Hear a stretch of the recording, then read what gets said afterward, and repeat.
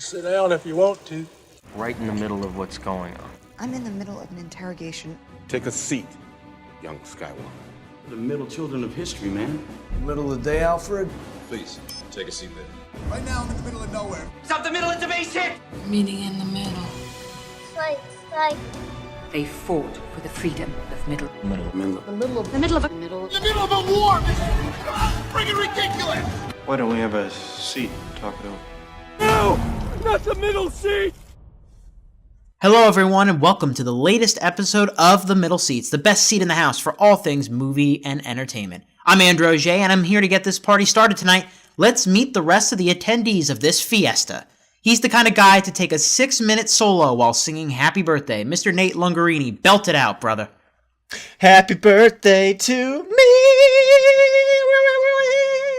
Truly, truly beautiful. How are we all doing tonight? My name's Nate Lungarini, and it's going to be a great show. And he's the type of guy to blow out someone else's candles because of fire safety. Mr. Jake Hensler, a little too quick to the gun there, aren't you? I wouldn't do it for fire safety more as I would do it to be an ass. But yeah, how we doing tonight? I was going to give you the benefit of the doubt. No, you call it as it is. That's fine.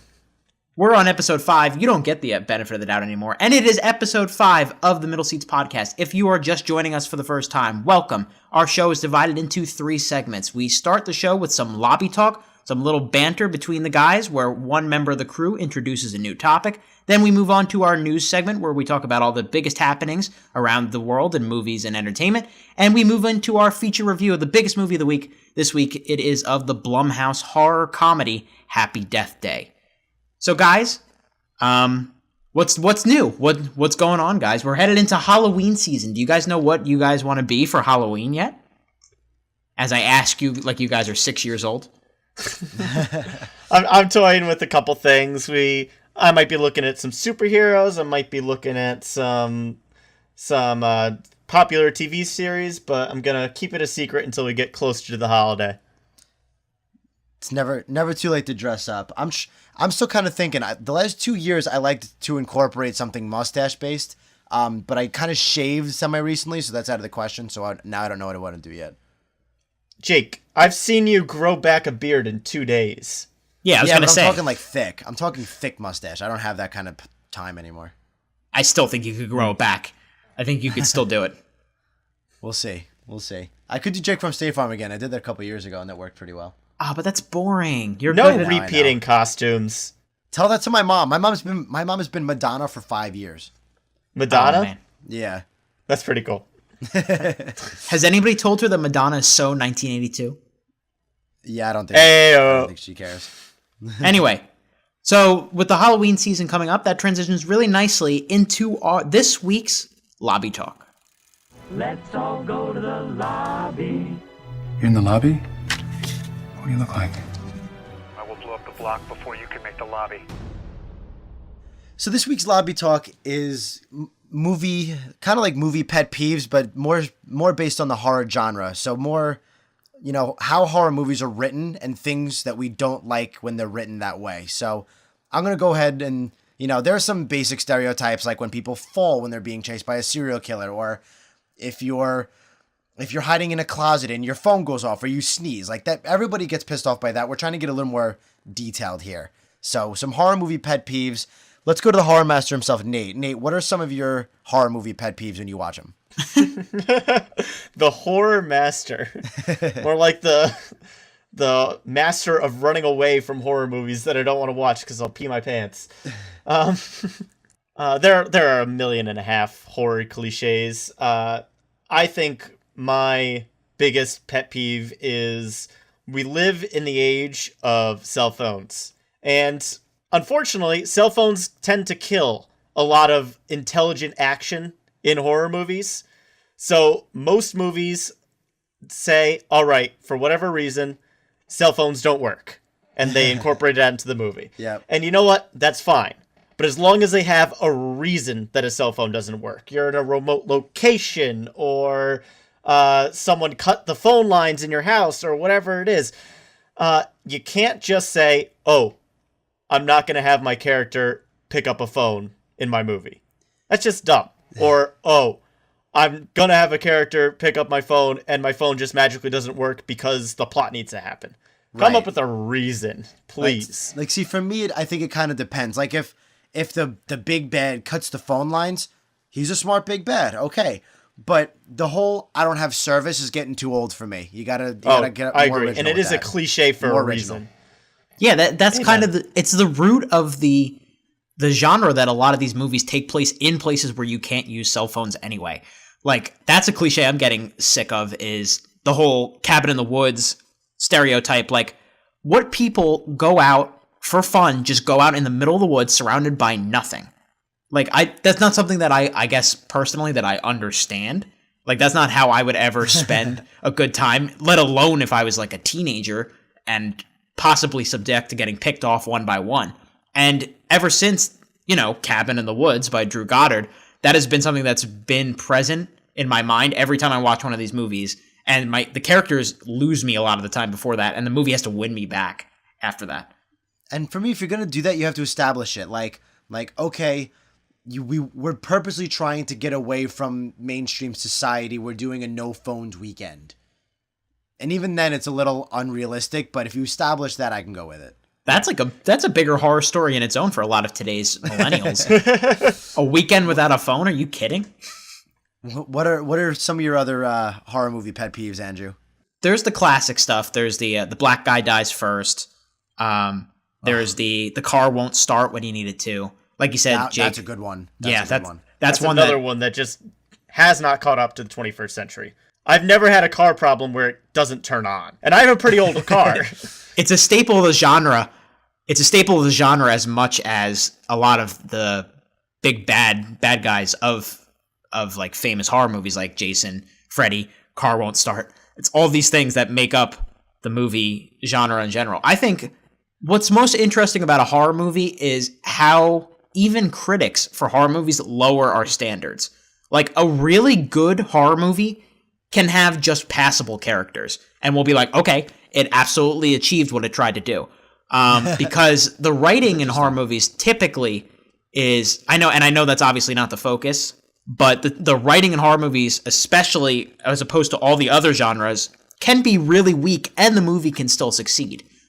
Yeah, there is something to be said about that. Like, as far as critics go, because you're right, me and Andrew disagree on this one, but I like Sinister as a horror movie. I think it's good, and I think it's effective. It's got like 50s, maybe low 60s Metascore. Insidious, same thing, mid 60s Metascore. And those are considered some good horror movies of this generation. Even Conjuring, the first Conjuring is like 60s on Metascore, and that was really well liked by audiences. See, Sinister, it's interesting you bring up that one as the one that we disagree on, because, I mean, we do. I don't think it's as good as a lot of people think, but I do think actually the character work in that movie is pretty solid. Where we're talking about dozens and dozens of other movies that don't even give a shit. Like, it's unbelievable how low the standards are because a lot of these cliches that have passed through time and time again. There are cliches in other genres like the action genre that have died as the times have gone on. But the horror genre they really have this timelessness that, like, these old stereotypical storytelling elements do not die. They're a part of movies even today. Yeah, that's good stuff. I think one of my big ones, as far as, pet peeves go, is when, and this is for movies in general, but in horror movies specifically, when people don't act like people. And that is just very poor writing. So for me, for example, if a house is clearly haunted, like a character dies, and you stay there again, I'm now mad, because that wouldn't, absolutely not. I will sleep on the street before I sleep on that house again. And even the remake Evil Dead, another one me and Andrew disagree on. When they get to that cabin, the reason they get to the cabin, I think, works really well. But when they get there are dozens of dead cats hanging from the cellar ceiling. No, you're not staying there. You are turning around immediately and you're leaving that house. You're not staying there. GTFO. Immediately. Yeah, you're not. That is people not acting like people. And I hate that in horror movies. I hate that. I agree 100%, hate Jake. That. My big not human action moment is when people don't call the cops immediately. Right. When something's about to happen, like they know they're being stalked or they know somebody's after them and they've seen them kill, Why have you not reported it to the cops? Right. Oh my God, there's a body in my backyard. Let's see if he's in the shed. No, absolutely not.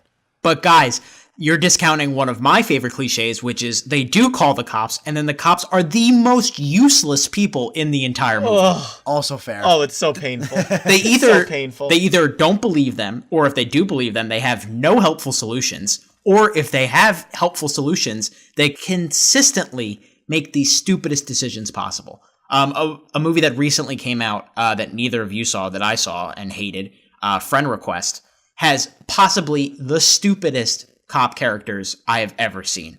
Like, they're two donuts away from being Ralph Wiggum's dad. That's bottom of the barrel right there. Just thinking about other cliches, it's just hard because the list goes on, you know? And I feel like horror writers today are just still picking from them and throwing them in their screenplay. Because, I mean, some of them do work. It's like everyone's starting with the same horror script, and it's not so much which cliches do we add in, it's which do we take out. Because everyone starts with the base number of 110. That's why you gotta appreciate the good ones when they come around, especially movies like I thought It Comes at Night was so good. I love absolutely. It Follows has become one of my absolute favorite horror movies. And even if you want to go Scream makes fun of all of these. You know, gotta love Scream for that. You know, movies like that where they either poke fun like Scream does, or just don't use them. Find out smarter ways. Take their time and put in effort. You know, you gotta love and appreciate those, and you know, avoid the jump scare heavy ones. Amen, hallelujah. But even like some of the best horror movies really utilize jump scares. So is this a problem that will ever be solved, or is it just a part of the genre? Part of the genre. I think it's part of the genre, but and it's okay at times, but if that's the only scaring you're doing, I think you, at least on some note, have failed. If that's the only scaring you're doing. We kind of talked about this during the It review, where I said there's 3 different types of scares that a horror movie can do.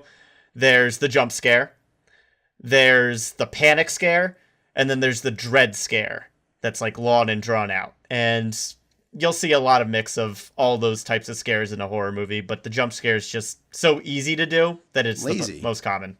Right.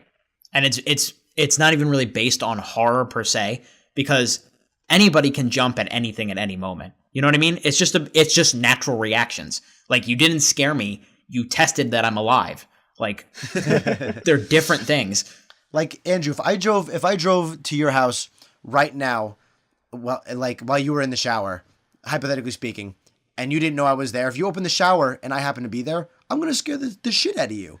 Especially if there's a giant drum clang as immediately as the curtain opens. Exactly. Yeah. It's the music that gets the jump scare. Boy, Jake's trying to get the Middle Seats fan fiction written. What would happen if Andrew and Jake were in the shower at the same time?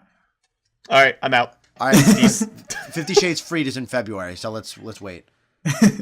Well, we'll get there eventually, but I think this is a good time to wrap up a very productive lobby talk and get into one of the cliches of the Middle Seats show, the news. And this just in, a Newsbreak special report. This is breaking news. I've just been handed an urgent and horrifying news story. So, our first news story tonight, running under the radar a little bit, the same night that the Star Wars The Last Jedi trailer dropped, we got some exciting news that Sylvester Stallone has been tapped to direct the sequel to the 2015 Rocky spinoff, Creed. He takes over the sequel from Ryan Coogler, who departed the film, to go direct Black Panther for Marvel, and we'll get a little bit more into Black Panther later. Stallone is no stranger to directing his baby franchise. He directed entries number 2 through 4, and then the really successful 6th film, Rocky Balboa, back in 2006. We know a little bit about the plot. We know that it will feature some kind of storyline following Ivan Drago and Apollo Creed's son Adonis. Of course, Ivan Drago, played by Dolph Lundgren in the 4th film, he killed Apollo Creed in the ring, and Rocky had to avenge him in that really over-the-top, cheesy 1980s 4th film that a lot of people think is one of the more fun entries. That's all we really know about the film. We know filming is expected to start sometime next year. Now, I know Creed was one of the big surprises for me in 2015. Jake Hensler, what do you think of Stallone taking over for Ryan Coogler? I'm a little skeptical. I loved Creed when it came out. I only saw it the one time, but I thought it was great. And Stallone was very good in it. He was, acted very well. But the last 2 movies he directed were a Rambo movie and 2010 The Expendables. He's kind of on the older side. I don't know how I feel about him directing the second one. I mean, it's better than, I think it might be better than somebody random. I just don't know how I feel about him per se. Nate, what are your thoughts? Yeah, I think I'll be a little bit more optimistic in this scenario. I think Sylvester Stallone understood. He obviously understands his franchise, but he also will understand the new tone that Creed was. Creed wasn't humorless, but it was a pretty serious tone that was kind of different than the movies that Sylvester Stallone has directed in the last couple of years that Jake just mentioned. Those are Expendables especially, is kind of more of an action comedy. I wouldn't put Creed in that, and I think he's smart enough to understand that Creed 2 should probably follow a similar tone. So I'm optimistic. He's a good guy, and he was great acting, so I hope that he does a great job with this franchise. Yeah, as far as anything outside from Sylvester Stallone's career besides Rocky is gone, you can kind of isolate it from this franchise because he seems to really understand this character. This character is as much him as, Schwarzenegger is to the Terminator or Harrison Ford is to Indiana Jones. They're just as a much of part of themselves as those other iconic franchises. He has been such an integral part of the success of the Rocky franchise that I think bringing him back into the mix and giving him a chance to grab at the helm is a really smart decision, because I think going outside of the realm and picking out somebody else new as a director could have led to some disastrous results, as a lot of sequels happen to do. Rocky Balboa is one of the most underrated films in the franchise. It's a little bit more on the serious side than the campy 2 through 5 films. It really is about an aging Rocky and what this means as he entered the twilight of his career and he's looking for one last shot at the title. It's a really emotional and touching story, and it really proved to me that Stallone understands where this character should be going, and Creed doubled that up with one of the best performances of his career. Amen. So especially coming off the original Creed, I think he still is a very strong choice for this. Yeah, I hope so. I think visionary-wise, obviously the whole story came from him. He wrote Rocky from the beginning. So obviously his visionary is probably a good idea. I'm just wondering, does he still have he's not a young man, obviously. Does he still have the know-how to get through it, to make it good, even though his vision might be good? Does he know how to get the movie there? I think so. I'd say experience goes a long way. He's got it. It's true. And I don't think age plays as much as a factor as you're saying. Because first of all, it's clear that he understands the character, and second of all, some of our best directors now are getting up there in age. Clint Eastwood, Martin Scorsese, George Miller. That's true. They directed these really high energetic pieces, and I'm not saying Stallone is as good as any of those directors, but I think especially in this area of expertise, you're right. He absolutely showed his age with the Expendables and those films. Those were kind of weak and lifeless and kind of going through the motions, but he really comes alive with the Rocky character specifically. Yeah, that's a very good point. Yeah, I think he's got the acting chops and the know-how to direct a solid movie. I'm looking forward to it. Speaking of the original director of Creed, Ryan Coogler, were you talking about what he moved on to? He moved on to bigger, better blockbusters, hopefully. I don't know how much better you can get than Creed, but Black Panther will give it a shot. Here's the second trailer. Hold up. Let's go. My son, it is your time. Show me my respect and bow down. Don't freeze. I never freeze.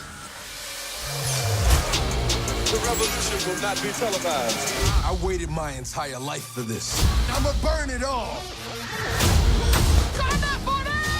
The revolution will not be televised. That was a snippet of the second trailer for Black Panther. The first trailer for the film dropped in June to huge fanfare across the internet. This one gives us a much more vibrant understanding of the unique world of Wakanda. Set after the events of Captain America Civil War, King T'Challa, played by Chadwick Boseman, he returns home to Wakanda. He finds himself challenged by factions within his country, and he has to team up with Everett K. Ross, played by Martin Freeman, and a bunch of other Wakandian secret forces to prevent a war throughout. It also stars Michael B. Jordan, Lupita Nyong'o, David Kaluuya, Forrest Whitaker, and Andy Serkis. Now, guys, the first trailer came out. It got a really nice reaction back in June. What do we think of the second, more extended look? Nate, we'll start with you. Well, I think the Black Panther character was one of the cooler characters to come out of Avengers Civil War. So I'm really psyched that he got his own movie, and I'm really excited to see what they do with this character. However, this trailer is getting me a little angry at Marvel, just because it looks like we're going to have another superhero origin story where the main character has to fight a very similar villain, one who kind of mirrors him power-wise to an exact mirror image again. This happened in Iron Man. This happened in Hulk. Marvel has got to get over this formula because it is getting stale. I'm getting really annoyed, to be perfectly honest. So I'm very excited. The world that is portrayed in this trailer looks really, really cool and different. And the character itself was a very radical shift from the kind of safe, quippy characters that we've seen from Marvel. But I'm just hoping the plot is as different as the rest of this movie looks. Nate, nail on the head, man. Absolutely. I love the way it looks. I think the setting looks great. I loved Black Panther and Civil War. I thought he's one of the coolest additions to it. You know, Coogler is obviously a great director. He did Fruitvale Station and Creed, like we talked about. You know, they got some great actors for it. You know, I think from what the trailer shows, the action looks really good, but that was my big thing too. As soon as they showed in the trailer, Michael B. Jordan kind of taking on a Black Panther costume, I was like, you gotta be kidding me. There's nothing else you can do. There's nothing else you can think of. Like, come on.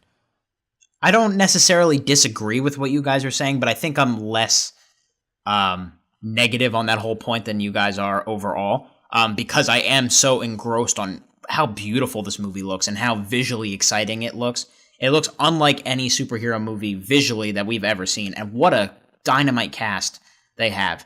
So yes, I see very similar story structures here, but I'm also really, really excited for this film based on the fact of the amount of talent that they've assembled around this. It makes me feel like that it's going to elevate above those kind of story archetypes that we have seen a lot over and over again in these Marvel movies and are getting, frankly, a little bit tired. I agree with that.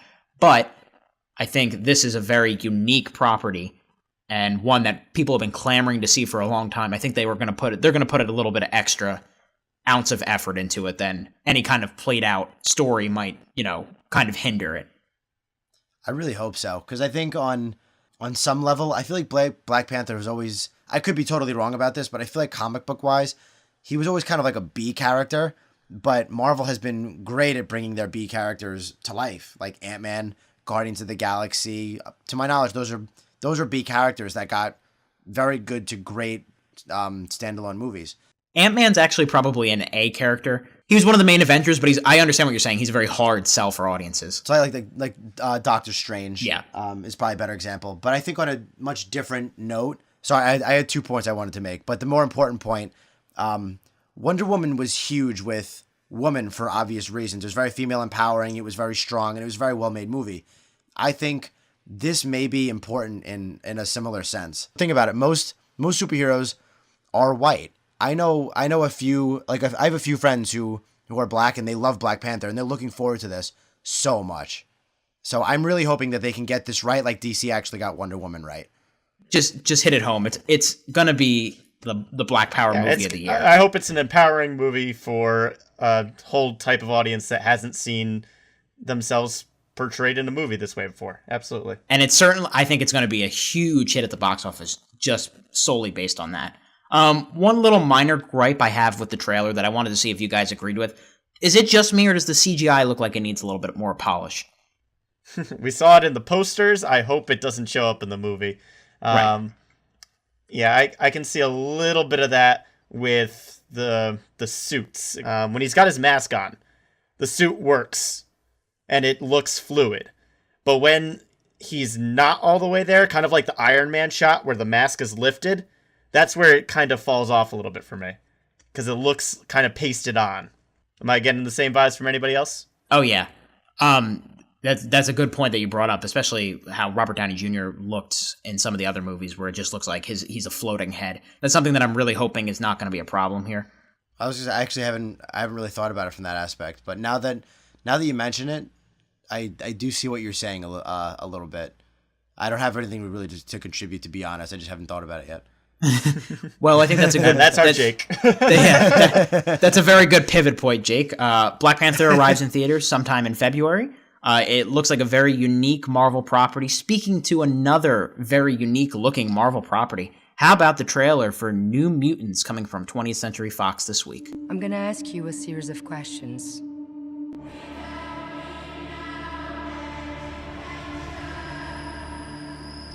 What is this place? This isn't a hospital. It's a haunted house. All of you are dangerous. That's why you're here. Do you know what mutants are? That was a snippet of the trailer of New Mutants, directed by Josh Boone, who directed The Fault in Our Stars of all movies.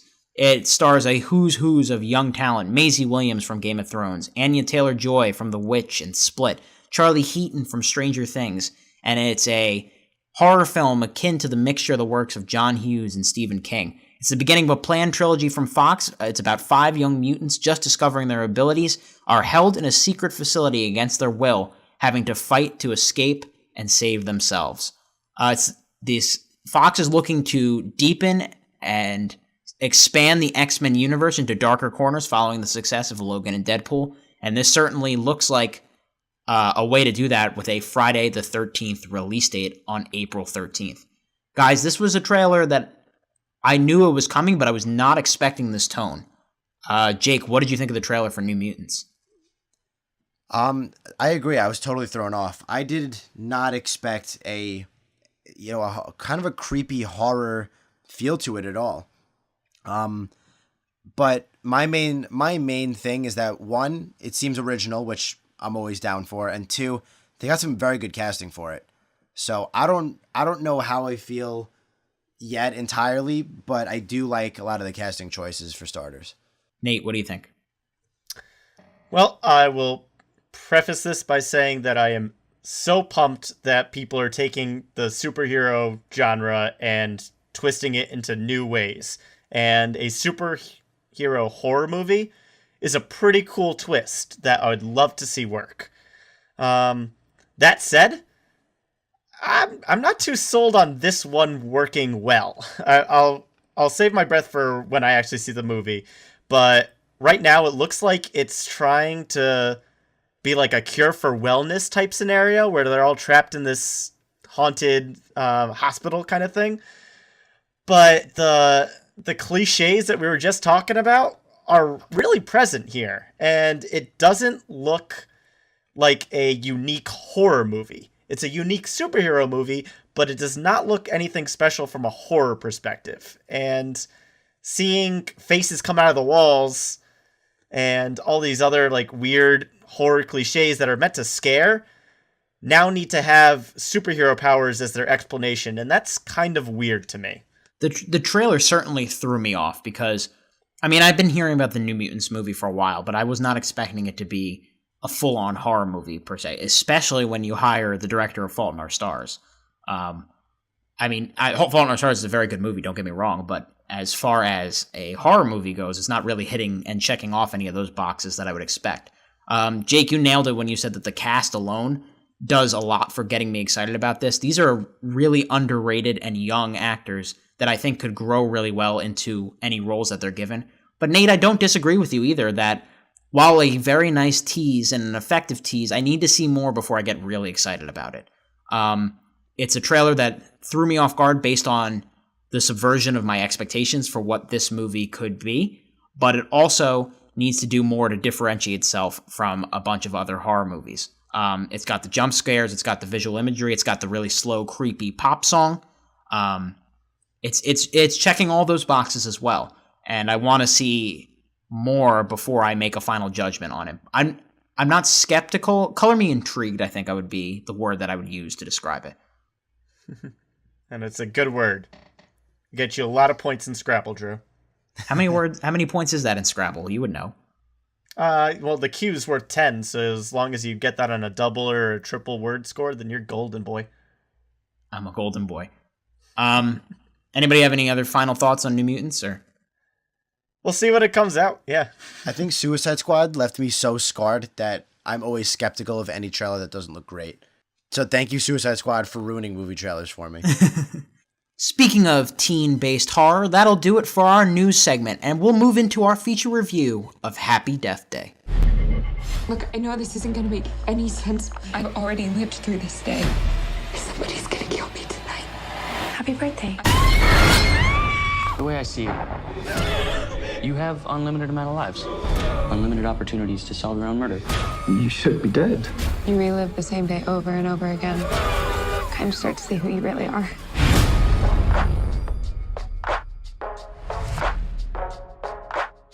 Happy Death Day, that was part of its trailer. It was produced by Jason Blum as part of Blumhouse Productions and directed by Christopher Landon.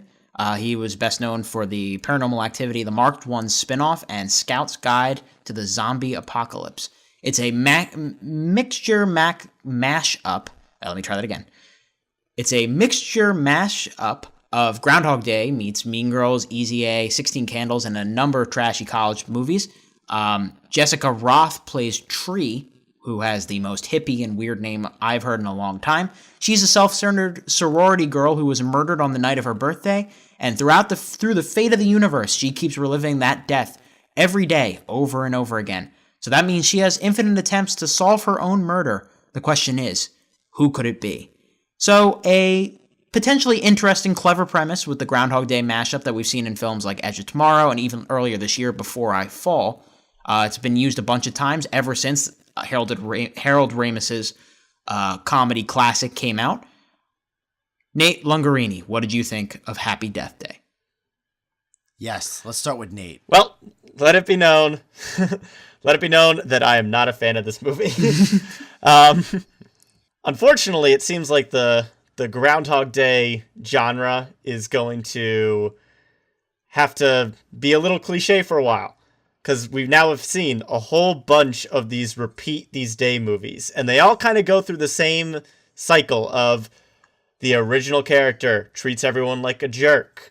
They're really obnoxious to other people. They're really selfish. They have to relive this day. And through reliving that day, they realize, maybe I'm not a good person. And then they slowly get better and better about being a actually sincere, nice guy. And then they figure out how to get unstuck out of the loop. And we have now seen this play out in another movie. This time it's horror. Except I would not call this a horror movie. This has maybe 3 scary scenes. And the rest of it is a teen flick. And I was not a fan. The characters were pretty unlikable. The whole murder mystery didn't make sense.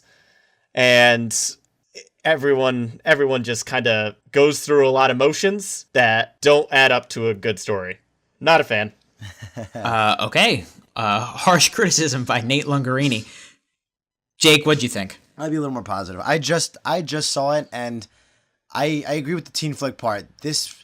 The people are going to be disappointed if they think they're getting into a horror movie, because it maybe has a couple of intense scenes at most. So for starters, it's definitely not scary.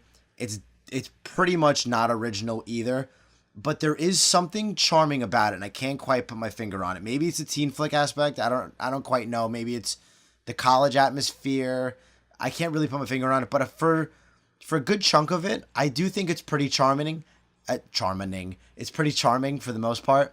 I think the lead girl, Jessica Roth, is her name, I think. I thought she was pretty good overall. The kid Carter was kind of up and down. Like the acting was not spectacular across the board, but generally it was actually a little better than I expected, if I'm being honest. I didn't love it by any means, but I thought it was okay. I think I'm going to be the Goldilocks of this review, because I feel like I'm somewhere in the middle of you two. The movie, I think the premise is legitimately clever.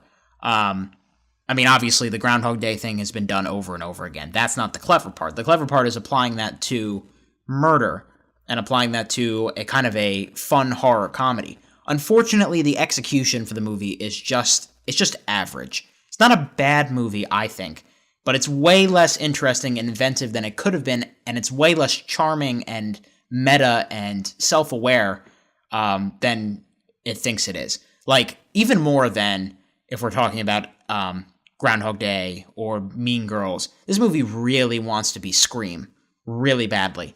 Just how over the top it is with its side characters and some of its dialogue. Some of my favorite over the top groan-worthy stuff we're going to talk about in spoiler sections. It's clearly meta.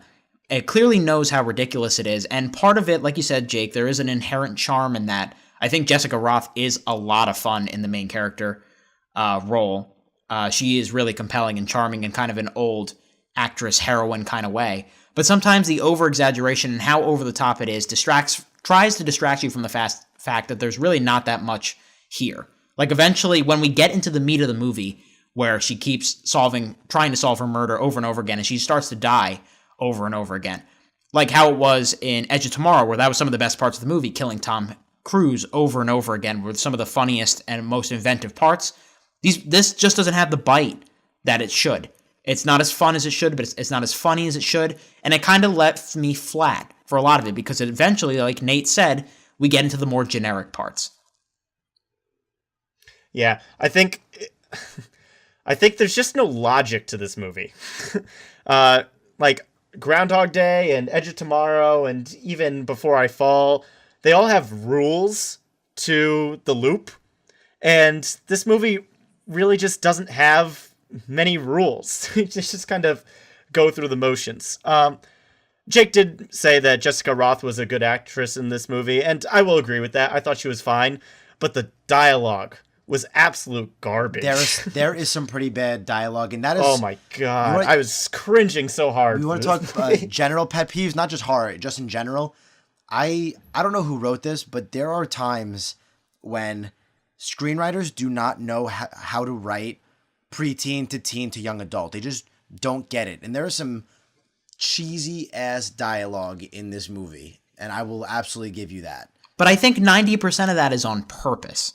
Like I said, this. Yes, I do. I think because I don't get where you're getting this at all. But go ahead, Drew. I'm very curious. Because what I'm trying to say is, if we watch movies like the movies that it's trying to ape, like Easy A, like Scream, especially those movies are chock full of this kind of dialogue.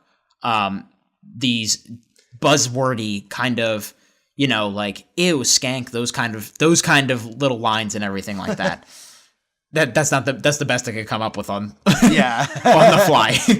Clearly, I'm not the writer of Happy Death Day. But yeah, clearly, 90% of them I think are very much intentional and are trying to play to the film's exaggerated tone. Because, like you guys very much succinctly said, this is not a horror movie. This is a comedy first, and it's trying to be kind of like.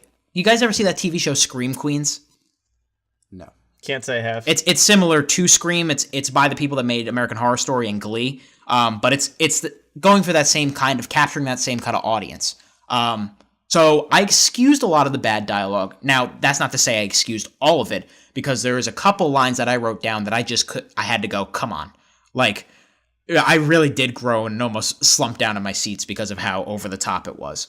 There's one, I literally felt my eyes roll in my head. There was, I forget the line, but I literally went, you gotta be kidding. It'll be really interesting to see in spoiler section if it's the one I wrote down, because there was one I wrote down.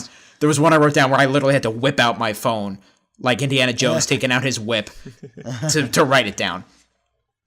Yeah, like I think one of my last thoughts before we get into spoilers here is I've been pretty harsh on movies for having a disjointed tone. This movie had one of the worst tone shifts of anything that I've seen. Like the main character will be crying and explaining her situation to somebody else, and then immediately fire back with a funny quip about how that character is perceiving them and being just a smartass. Somebody who's going through trauma isn't going to be acting like that. They're going to be going through trauma, not cracking jokes. Like, Drew, you say that the movie is intentionally exaggerated, but I just couldn't help but feel like this movie's taking itself way too seriously in the parts where it's trying to be a horror movie and taking itself way too comedic in the places where it's trying to be a comedy. I don't think it's trying to be both. I think it doesn't know what it wants to be. That jarring tone would really have been helped to be more consistent if the movie, like all of these end up doing towards the end. Why do all these movies have to become a self-help book? Why can't it just be a fun adventure where we see it over and over again? Like, we don't need, like, why do we always have to have this message about, oh, she has to change to be a better person? Like, no, she has a predicament going on right now. She can better herself later. Mm-hmm. Yeah, just figure out why you're dying and fix it. Right. The movie is it's a Blumhouse production, but it's a very cheap looking movie at points. Like there's got to be like what 5 sets in this thing. Yep. And it's just it's very obvious that this was made for a quick buck. So I would say that I was a little bit surprised at that I did not hate this movie and found it decently charming in the first place at all.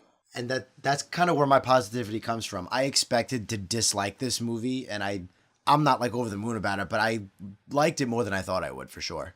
So Jake, why don't you start the ratings? Let me just run down the rating options really fast for anytime first-time audience or people that just forgot. We do our rating systems based on the seat scale. So movies can get anything from a royal throne to a plush recliner to a wooden seat to a damp lawn chair, or if we're feeling really mean, like Nate might be today, a sleazy outhouse. I'll leave a little bit of suspense for Nate to give his rating. He'll go last. How about? Jake, why don't you go first? Since we'll go from ascending to who seemed to like it the most, all the way down to Nate. Sure. So I'm gonna before I give my rating, I'm gonna explain a little bit more. I think a lot of this movie depends on how much you want to nitpick as well, because I felt myself starting to nitpick the plot a lot. And I was like, you know what? If I allow myself, because I was charmed and I was kind of enjoying myself for the most part. And I was like, if I allow myself to nitpick, I'm going to get in my own head and dislike this movie more than I need to. So that being said, I totally get that there are definitely some plot points that don't make sense. It's not a great movie, but I'm going to go with a wooden chair. It's kind of down the middle. It's fine. It's not bad. I liked it more than I thought I would, but it's not like a good movie. It's like if there's a couple, it was PG-13, right? Yeah. Yeah, it'll be a I could see this being a pretty good slumber party movie, or a pretty good like throw on, when you're looking for anything to watch. It's not a bad watch. But just a wooden chair, no bag of popcorn. You definitely don't need to see this in theaters. It's just kind of something if you cast, you got nothing else to do, you don't feel like looking for a movie, it's fine. It's a fine choice. But it's nothing that'll blow your socks off. Jake, your last point there segues really nicely into I think what works best about this movie is that the target audience, the teenage girls and the teenage boys that are going to go see this, are going to love it, I think. The people going in for a fun kind of horror comedy are really going to love it because it has like one of those baby's first intense horror movies feel. It's not too rough around the edges. It's got a lot of like, semi-edgy comedy. And it's got like the jump scares that you're looking for. Like this is a movie that I would see at 10 years old and think maybe this is scary, but then had not seen anything else before that point. It's an entertaining, underwhelming overall if you've seen a lot of these movies like we have, and just kind of average horror comedy. I'm going to give it on the higher side of a damp lawn chair, like a comfortable, warm, kind of hot, sunny day. Yeah. Not too uncomfortable, but still a damp lawn chair. Definitely not a bag of popcorn. There's no reason to see this in a theater. Jake, you put it, I think, as perfectly as possible when you said it was a slumber party movie. Catch it on Netflix. I think you'll enjoy it that way. Fun, average, forgettable little horror comedy, but Blumhouse can really do worse. And now Nate's going to take out his claws and rip this movie to shreds. All right. Well, you're talking about how this movie's gonna be like somebody's first horror movie or something like that, and I'm gonna be honest, Drew, I was rolling my eyes there. This is not a smart movie. like, you're giving it a lot more credit than I think it deserves, to be perfectly honest. The characters are completely unlikable. I don't think anybody watching this is going to root for anybody in this movie. Even the killer. The killer isn't fun to root for in this movie. He's wearing a freaking baby mask. It's not intimidating. It's just weird. They really want him to be the next Ghostface. Really bad. Oh my, it was, and it's just a weird baby face. Like, there is an actual scene in the movie where the main character just punches somebody wearing the baby face mask in the face. And I think that was the best smile I got in the movie, because that's how I feel about this movie. Just want to punch in the face. Wow. Now, this may surprise you. I'm not going to be giving this one a sleazy outhouse. I am going to be giving it a damp lawn chair, but it is a very hard, wet, damp lawn chair for me. I did not personally enjoy this movie. I can see how somebody else might get something out of it. So it's not a completely god-awful film. It's at least competently made, but not competently written, and the whole plot is utter garbage, in my opinion. I can't see past the imperfections that Jake was talking about. So I didn't enjoy this movie, and that's why it's a sleazy it's a damp lawn chair for me. He wants to go there. Yeah, he really wants to go there. He wants to go. I'm gonna reserve a sleazy outhouse for something bad that makes me angry. This movie doesn't make me angry; it just made me cringe. Well, Nate was talking about the plot mechanics of Happy Death Day. We're going to get into the specifics of the plot of Happy Death Day in our spoiler section. If you have not seen the film, please tune out now. If you have seen Happy Death Day or just don't care about spoilers, you should. But if you don't, join us in our spoiler section. Oh, spoiler alert. Spoiler alert! Spoiler alert! Excuse me, spoiler alert! All right, I am jumping right in, because I want to talk about the most aggravating part of this movie for me. And that is this girl's goddamn ringtone. This is somebody who went through the movie. This is not something I thought that was going to be talking about. Yeah, me neither. This is somebody who went through the entire movie hiding her birthday. Like, she didn't want people to know what her birthday was because of this whole subplot with the mom dying on her birthday kind of thing. And her ringtone is "Today is your birthday." So A, did you just change your ringtone to say it's your birthday on your birthday? Why would you do that if you hate your birthday? Okay. I got 2 points. The one, this is where I totally understand the nitpicking. Like, if you wanted to sit down and pick apart this movie, you absolutely could. There are tons of things you can do. Oh. I have a whole list, and I'll do my best to space it out. But for me, I think this is supposed to be kind of her like I'm a tough girl, I'm a punk, I'm too cool for you, I can do what I want, because that's who she is at the start of the movie.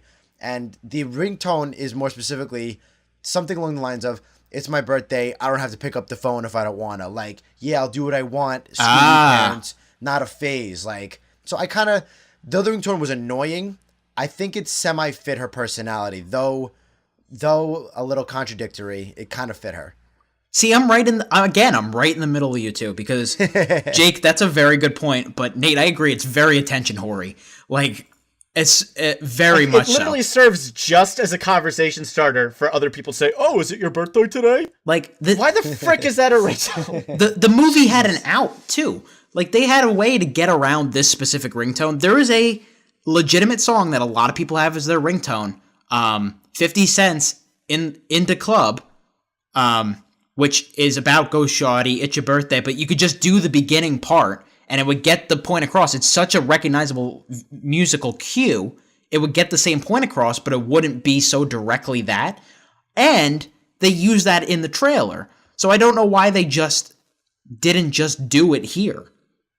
All right. Again, this is probably the most aggravating part of the movie for me, but it's also the most not important. I think the most important plot point to go over, for sure, is the twist that the roommate was the killer all along and had been somehow drugging the serial killer to be magically spawning all over Tarnation, killing this girl over and over again for no reason, apparently. Yeah, I was really waiting for that to get solved, because there got to a point where when she's driving away from the hospital, and the baby face killer shows up, I was like, how? I don't know anybody who has that many tabs on a person. And she had the roommate's cupcake. Yeah. The mystery's solved right there. Yeah. She died by cupcake there, but we took another 45 minutes of the movie for her to put the roommate together. It made no sense. Yeah, I was like, how do you have this many tabs on this person? I preferred the solution of it being the roommate. I mean, it's completely obvious and it's telegraphed from early on. Like, if you don't get it in the first 20, 25 minutes that it's her, you certainly get it when the babyface killer takes out a candle and sets the gasoline on fire. Like, okay, that's clearly from the cupcake. Like, they showed the cupcake. Yeah. They showed the cupcake when they lit the gasoline. Yeah, the mystery was solved there. It's a very predictable movie. However, and she was, oh my God. However, yeah. that solution is less annoying than the first solution they were trying to get me to buy, that it was just this random guy that kept finding her over and over again with no connection to her whatsoever. So once we finally got to the fact that it was the roommate, I was like, okay, it's obvious, it's stupid, but at least it makes fucking sense, as opposed to me supposed to believe that this guy breaks out of prison and just goes and finds her every single time over and over again. I was like, that cannot be the solution. Amen. Yeah, and that's what I meant earlier before spoilers. I'm like, you can 230%, I don't know why 230, but 230% nitpick this movie, and because deep down, if you really look at each scenario and each day she comes back, not a whole lot makes sense. No. Now, I want to throw a question out to you two. Okay. Is the time loop necessary in this movie at all? What does it contribute to the story? Well, it's like the entire premise. Like, it's her lives. Yeah. Otherwise, she just dies and never figures it out. I think what pisses me off was, like, in Groundhog Day, it felt like there was a mystical force keeping Bill Murray's character there to grow, and that's what causes him to get out of the loop once he finishes that growth. That's true. We don't know why the loop is there to begin with. We don't know how the loop started. That's true. Because everyone who is killing her ended up just being a normal human. Like, if the babyface killer was some sort of time-traveling demon there to make her learn a lesson, that makes sense. That's why she's in a time loop, because she's hunted by a demon or whatever it was. I actually assumed it had something to do with the cupcake. Like, I assumed the cupcake had something to do with the time loop, because I thought, like the candle always goes out, so I'm like, maybe she has to actually make a wish for this to go. I was trying to, my mom was trying to wonder. I'm like, what is it about this cupcake that is making this time loop? Is this a superhero origin story? Does this girl have the ability to reset time? Well, I kind of like that they didn't explain it, actually. There was part of me that I was like, I think it would have been, I don't think any explanation they would have given me would have been good. So no explanation at all in this scenario worked fine for me. See, that's just poor plot crafting, in my opinion. That's inexcusable. What I didn't appreciate, and I'm shocked that it's taken you this long, Nate, to get to this, is that her decision. I'm still working down my list, man. Okay, but this is a big one, because her decision making when she goes through these loops over and over again, she's inconsistent, because at some point she does some smart things, and then at other points she's mind-blowingly stupid. Like, she never once tries to rip off the mask. Ding, ding, ding, ding. Not once. Yeah, I was waiting for that too. Yep.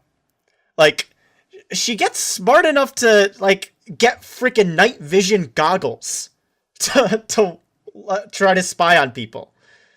And she never once thinks, I've actually kind of fought with this other guy before. There's a chance in all my infinite chances while I'm resetting the day here to just try to rip the mask off. Yeah. At the very least, pull the hood down. Mm-hmm. One positive I will give it, because obviously they didn't have to do this, and I actually think it elevated the movie. Obviously, what are the stakes? The stakes is her life. She's trying to figure out who's killing her and why. So there are already stakes established. But I think they up them even higher when she goes to the hospital, and it turns out she has trauma that is weakening her and making her kind of deteriorate. I actually really thought that is a good way to set a timer on this, and really, like, time is of the essence and it's urgent. You don't have infinite time.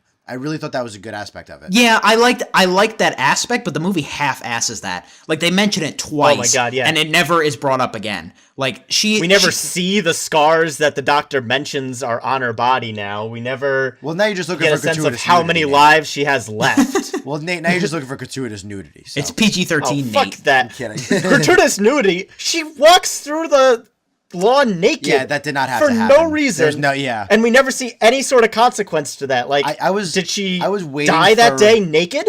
Yeah, I was waiting for like that to change something. Like all her crazy actions, I assumed would change a time loop in some way, and it's just her dicking around. Yeah. Like Pretty nothing much. really happened. Yeah, and they do that whole thing, and it's only shoulders up anyway, like contributing to the PG-13-ness of everything. Yeah, and to frickin' confident, no less. Like, how much worse can you get? I think that was the cringiest part of the movie for me. Yeah, but that's also speaking to the target audience, and like kind of trying to tap into what they like, especially some of the.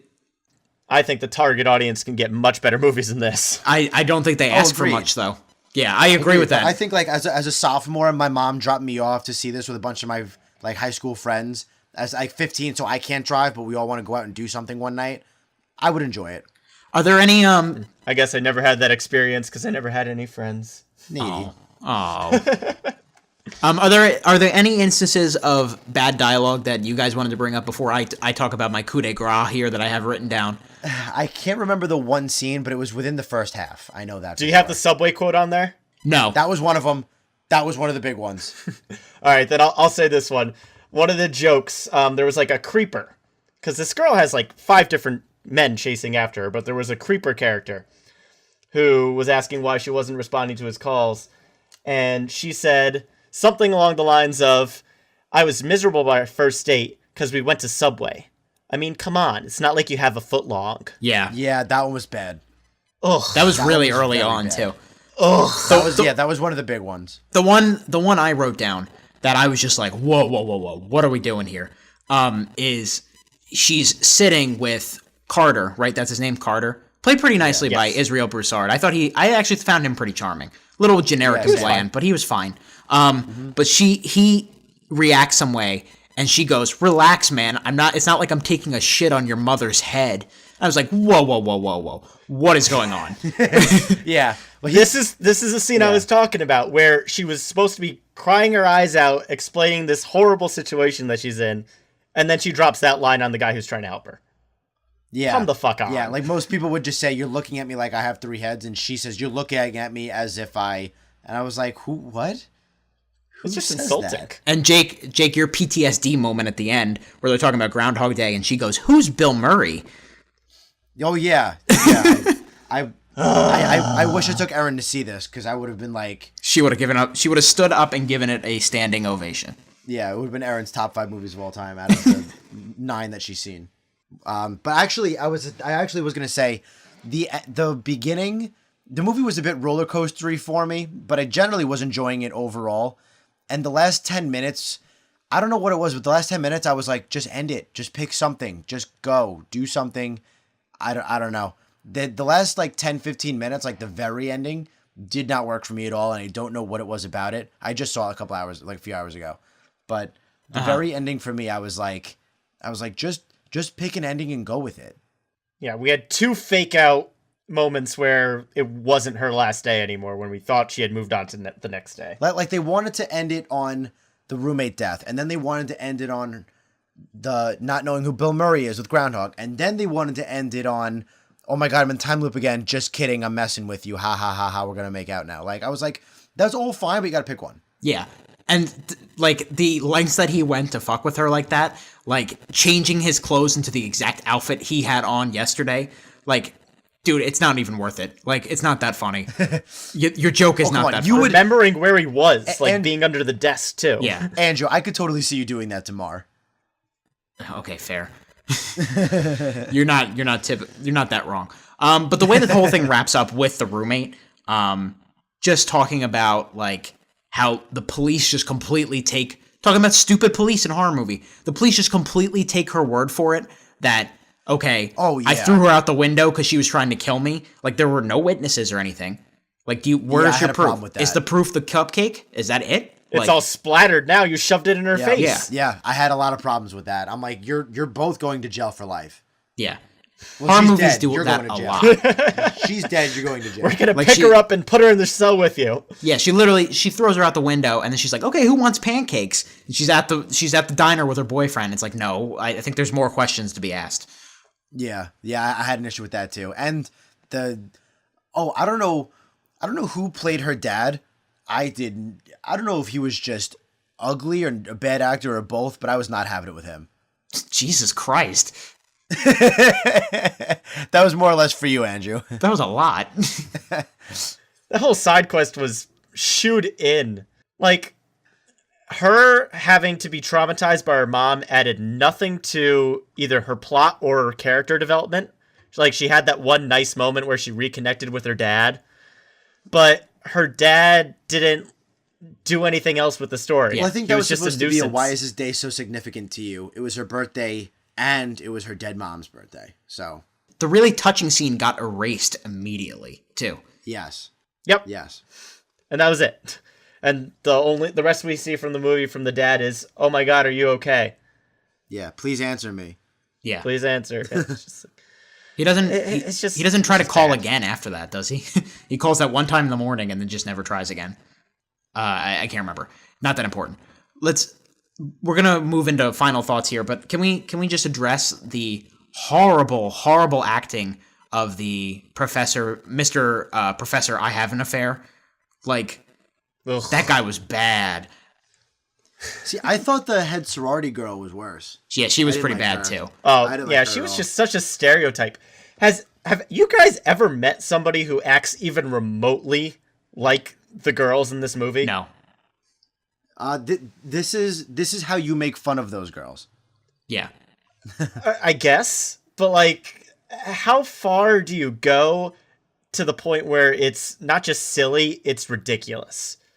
Again, it's the idea, it's the over-exaggeration thing, which is a point, It's just a point we're not going to come together on, clearly. Yeah, I can't stand it at all. Yeah. Because I've met some pretty shallow people in my life, but these people are like comparing a puppy to Satan. It's just so over the top. So over the top, and it just makes me annoyed and angry every second that they're on screen, because they're just not even close to realistic. Well, Nate, why don't you channel that anger and finish it into your final thoughts here on Happy Death Day? Yeah, well, my final thoughts is exactly that. This movie is a pretty crap movie. If you're in the mood to watch something pretty crappy, you can watch a crap movie. Crap. Ringing endorsement from Nate Lungarini. Jake Hensler. I think it's okay. It's not something you have to go out and see in theaters. It's not even something you have to see in general. But I think if you catch it and you're in a kind of whatever, turn your brain off mood, you'll be fine. You know, watch it with a buddy or watch it with a girlfriend or something. You know, it might be a half decent date movie. I don't think it's okay. Oh God, right. no. I mean, if the girl if the girl doesn't have if she's not a movie buff, she'll be fine. You shouldn't have to turn your brain off to enjoy a movie, man. I disagree. Especially not like this. I think there are some movies that is totally acceptable. Oh my God, I'd rather see an average movie. Whatever. We're about to go down a huge rabbit hole, and we will save that discussion for another time. I was just about to say next time on Lobby Talk. Yeah, we'll get to that on a future day. I'm somewhere in between Jake and Nate. It's a passable, acceptable horror comedy. It's harmless. I think it's harmless. I will probably forget in 2 weeks. I enjoyed decently while I was watching. I felt like it was a missed opportunity at other points. I think it has a possibly breakout performance for Jessica Roth. She had only ever been in a very, very small role in La La Land before this. I think she's going to get a lot more roles after this. But other than that, I hope so. I really did enjoy it. Yeah. Other than that, I think you can rent it and be fine with it. And I think it's time to blow out the candles on this episode of The Middle Seats. But before we go, Nate Lungarini, where can our fans give us some 5th birthday wishes since it's our 5th episode around the web? Alrighty, well, I hope that you guys enjoyed this episode on The Middle Seats. If you're listening to us via YouTube, please subscribe, like, comment. Anything you can do to help the channel get a little bit more visible is greatly appreciated. Otherwise, you can get in touch with us at our Gmail at themiddleseatsshow@gmail.com. We'd love to hear from you if you have any future suggestions for other topics in the show, as well as our Facebook at The Middle Seat Show. Looking forward to hearing from you guys. See you soon. Next week, we'll be either reviewing the Gerard Butler disaster movie Geostorm or the Michael Fassbender thriller The Snowman. Also, check out our spin-off show, Freeze Frames, if you haven't yet, where we jump into our time machine and review a film from the past. This week, we'll be seeing Dead People as we talk about M. Night Shyamalan's The Sixth Sense, so be on the lookout for that. For Nate Lungarini and Jake Hensler here at The Middle Seats, I'm Andrew Auger. Keep that seat warm, everyone. We'll be back soon.